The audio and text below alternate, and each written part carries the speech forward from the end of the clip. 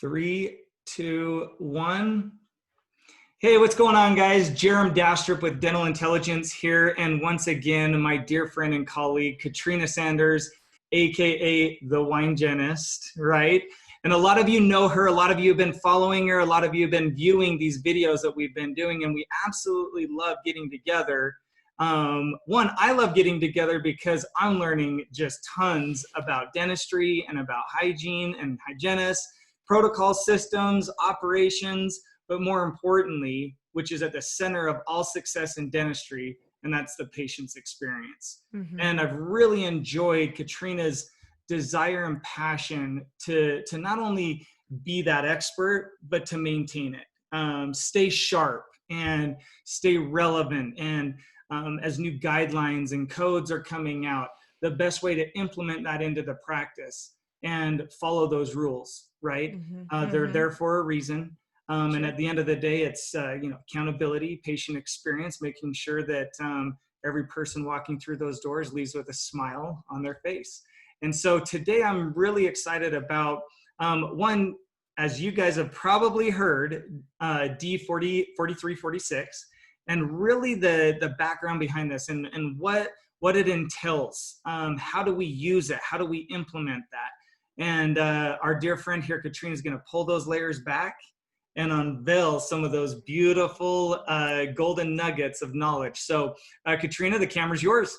Oh, thank you so much. And again, Jerem, thank you for the wonderful opportunity to be here and to share these kind of little bite-sized appetizers, if you will, about some of the ways that we can kind of wrap around everybody watching at home or in your office and utilize this information to hopefully apply it directly to your practice.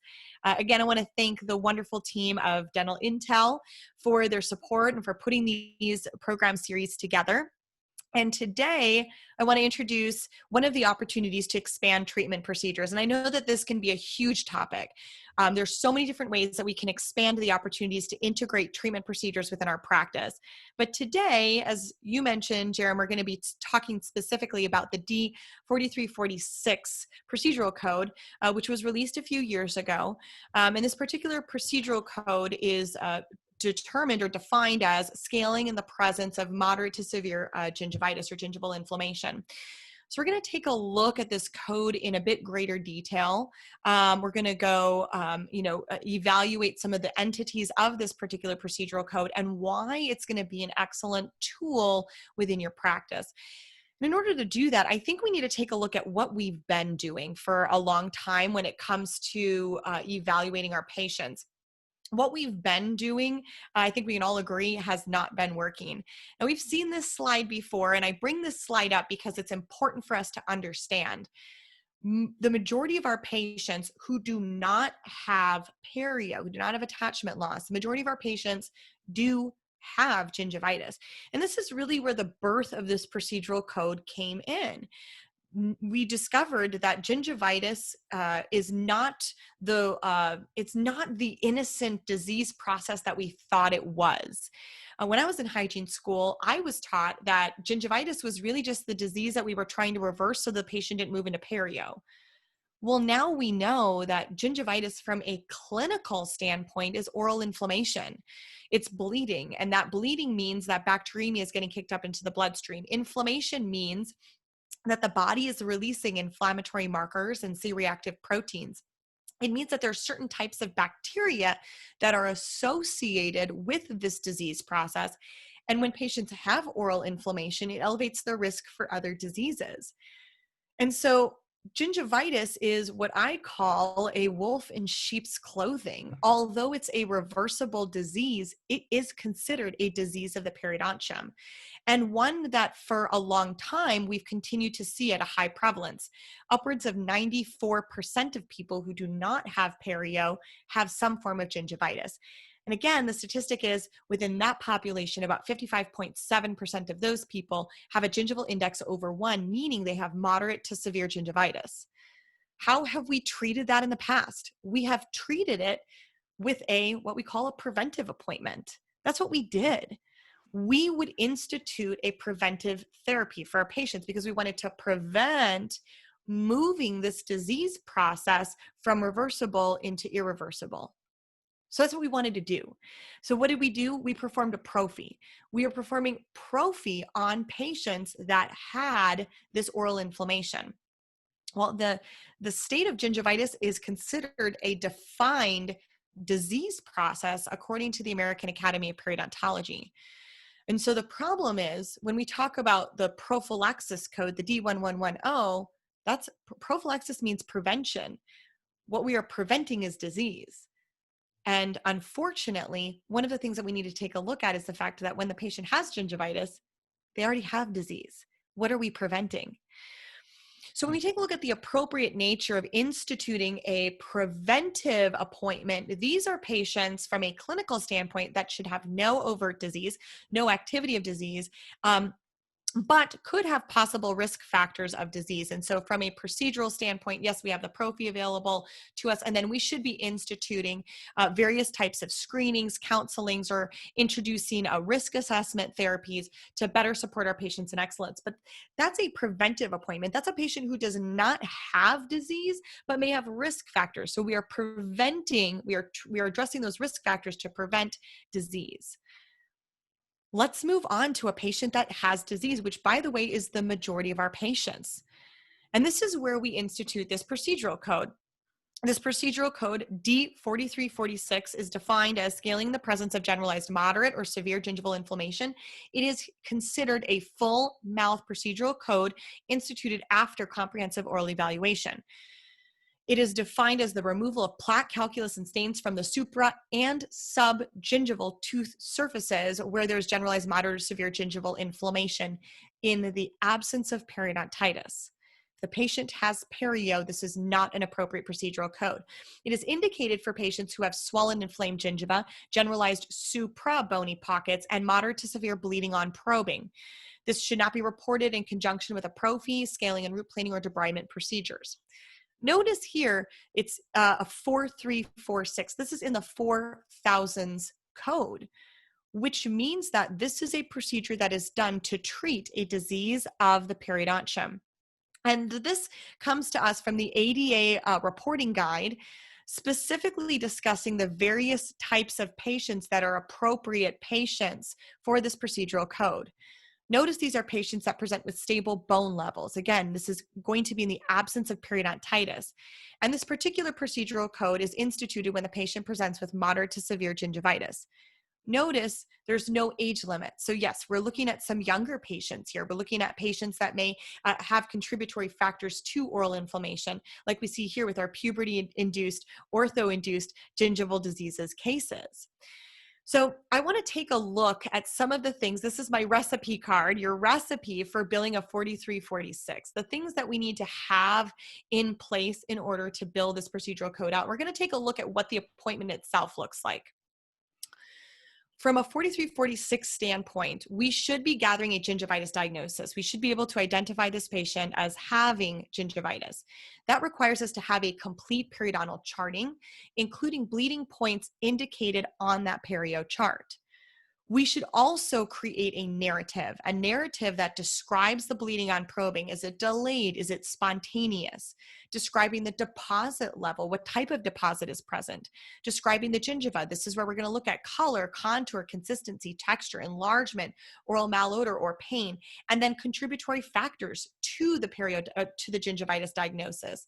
These could be things like lack of home care, hormone challenges, systemic diseases, or medications, as well as including, we're going to take a look at these in a moment, clinical images and radiographs. These radiographs will, of course, demonstrate no radiographic bone loss, and these clinical images should color pictures, so to speak, about the level of disease that we're seeing with our patients. Now, there are several ways that we can do this, and one of the things that we look at in our clinical practice in our perio office is when a patient has gingivitis, they move into a gingival therapy appointment. This is where the patient is presenting with clinical parameters of moderate to severe inflammation, bleeding tendency, gingival enlargement. They don't have attachment loss, but it's possible that they may have risk factors for attachment loss, or they may have medical or genetic contributory factors. From a procedural standpoint, this is where we can institute the 4346, scaling in the presence of gingival inflammation. And this is where we start to look at instituting adjunctive therapies. This is the important piece, and we're going to take a look at this a little bit later on in this segment.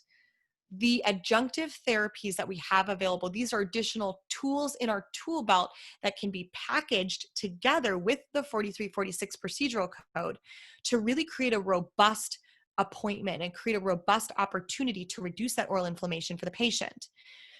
This could be things like anesthesia, whether it's topical or injectable anesthesia. This could be oral hygiene instruction, utilizing disclosing agent, nutritional counseling, tongue debridement, instituting the diode laser. One of the things that we love to use in our practice is a chlorhexidine varnish that can have an additive fluoride to it. That chlorhexidine varnish gets painted onto the tooth structure and can help to reduce inflammatory mediators. We could use some type of a subgingival medicinal agent, maybe considering utilizing host modulation therapy. That could be anything from antibiotics to probiotics. That could also be talking to our patients about instituting various nutrition components like elevated vitamin C and protein, which we know are going to be important for gingival health. We should also talk to the patient about re-evaluating. A provocative statement: if we're seeing constant oral inflammation in our patients' mouths and we're not re-evaluating the success of our treatment, our patient could have a systemic condition, an underlying undiagnosed systemic condition that we're missing. How many times do our patients come in and say, turns out I had diabetes, I was just diagnosed, I have pre-diabetes, I was just diagnosed.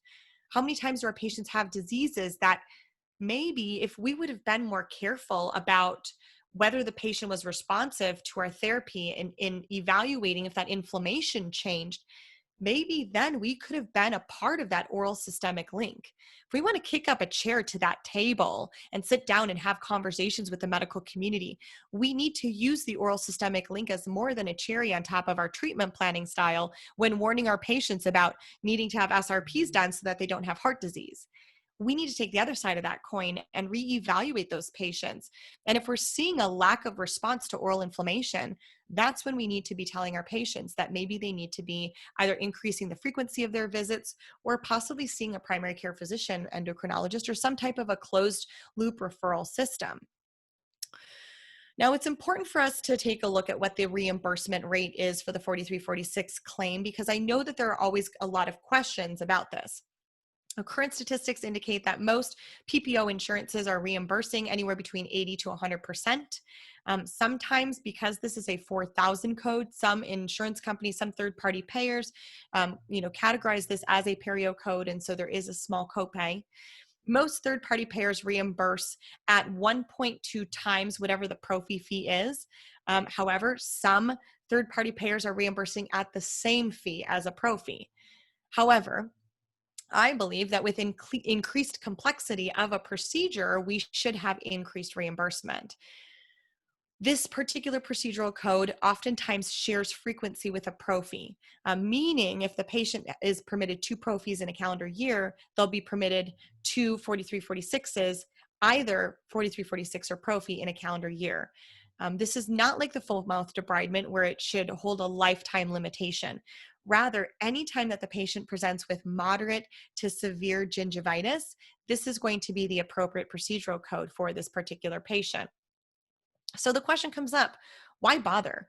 If the insurance company is going to downcode to the prophy, or if the insurance company is going to reimburse at the same rate that a prophy is anyways, why bother? Why should I even step into a situation where I'm utilizing this procedural code?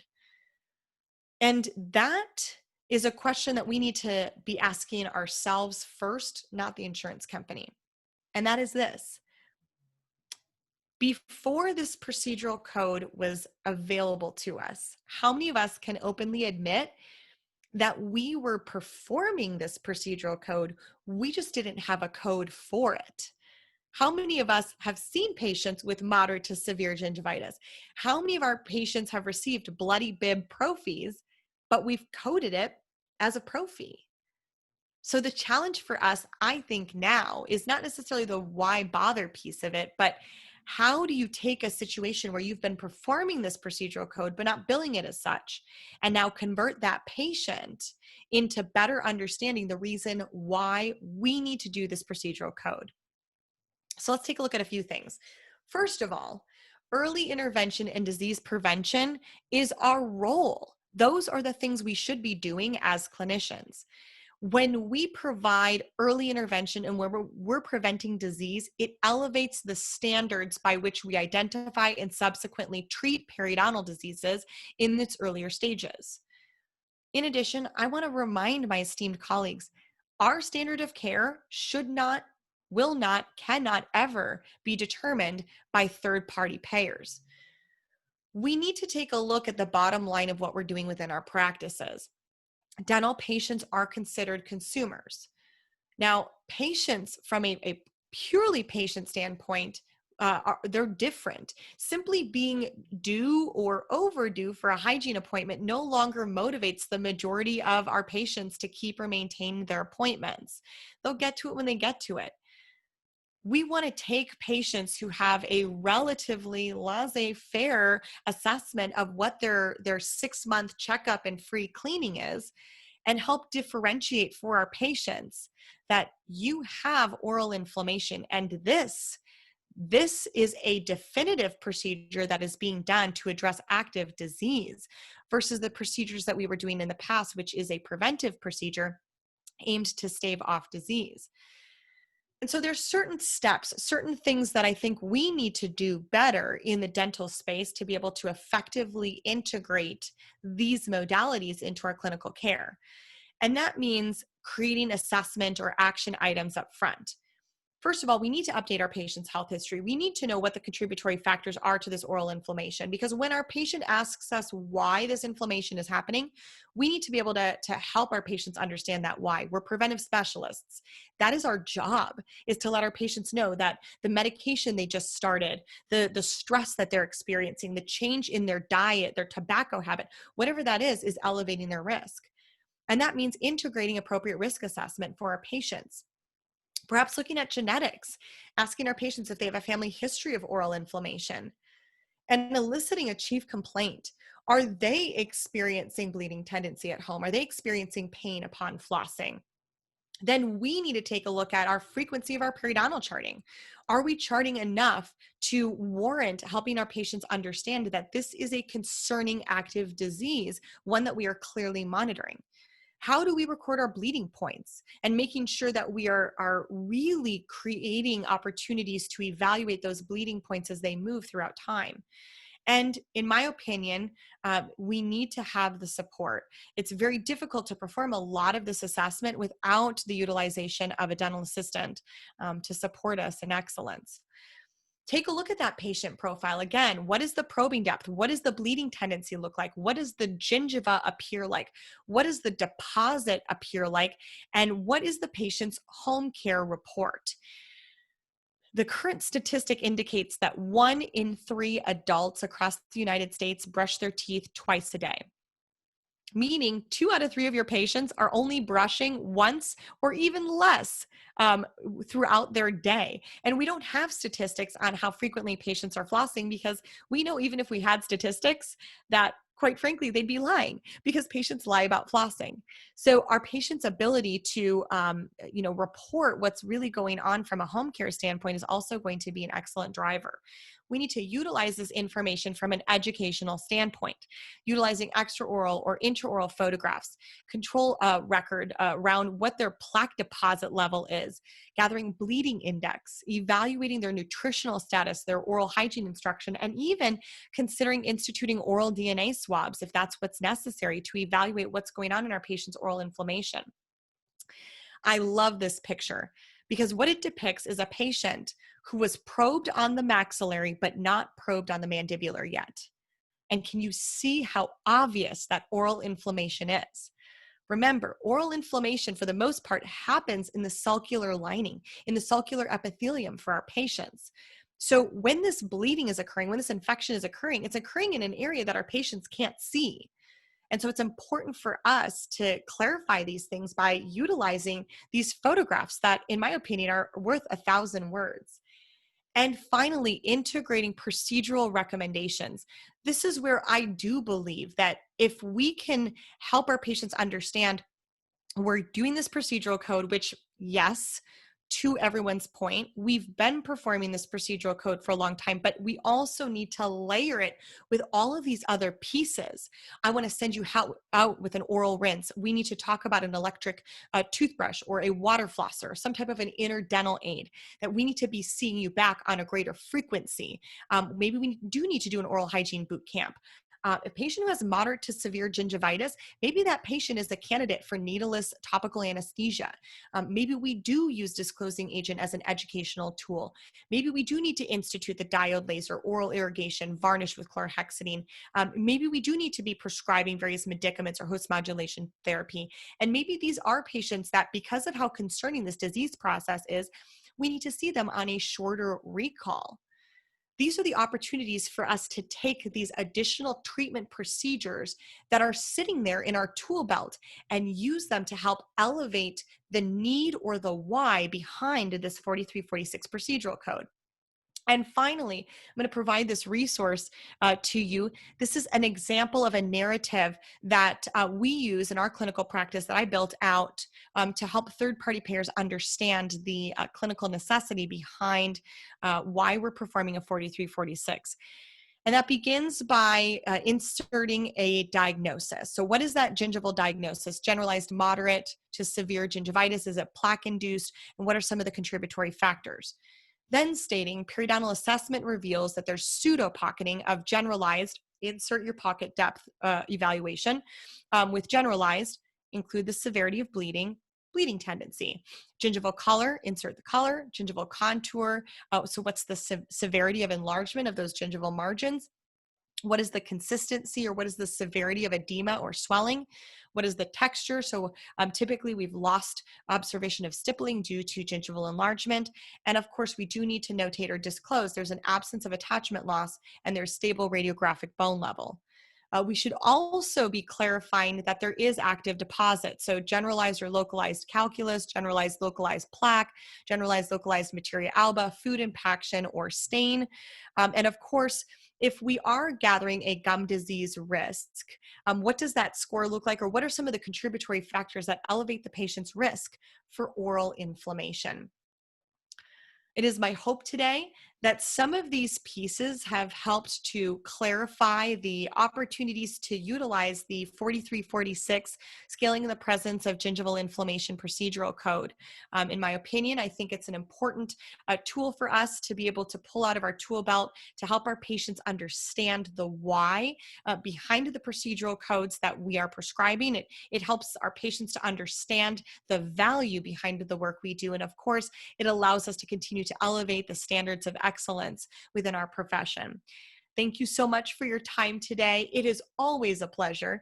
If you have any questions for me, please feel free to reach out to me. You can find me online, www.katrinasanders.com. You can email me, katrina@katrinasanders.com.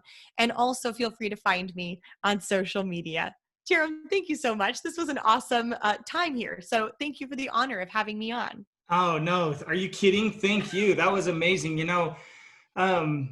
I'm going to admit, and for those that have been following all these videos that we've been doing, I don't come from a dental background. So for me, when doing these, I'm just eating it up. I feel like I'm back in school and learning all these, I've sat in the chair as the patient knowing nothing about dentistry and just put my trust in the professional, and that's been good and bad through my time with the dentist. So it's interesting, change is hard, change is difficult, and we constantly hear that. And I just want to encourage all of those that are watching. What Katrina just attempted and did a masterful job in doing, in shedding light and insight on the importance of using this code. I know that it's not easy. Katrina and I talked right before this recording, and she was giving me some history on this code and why it's now there and why we should be using it. And I just want to encourage all of you to really assess what your protocols are, your systems, If you need any guidance, my goodness, on this slide right here, you've got all of Katrina's contact information. And one shout out I want to give to her company, the Core Group, is it's not just a group of hygienists, right? Or it's not just Katrina, but she has doctors. She has the teammate that needs to be aware of these changes and of the change in systems and protocols. And I've interviewed both her and her partner, and he's a phenomenal dentist. He's amazing, very passionate about what he does. And they give great insight on the team aspect between the hygienist and the dentist, the doctor. And so please reach out to her if you have any questions. She's awesome at getting back. And Katrina, once again, thank you so much for your insight, the value that you're constantly adding to us. And I'm looking forward to the next video. This is awesome. Oh, thank you so much, Jerem. I really appreciate it. It's truly an honor to be here. So thank you.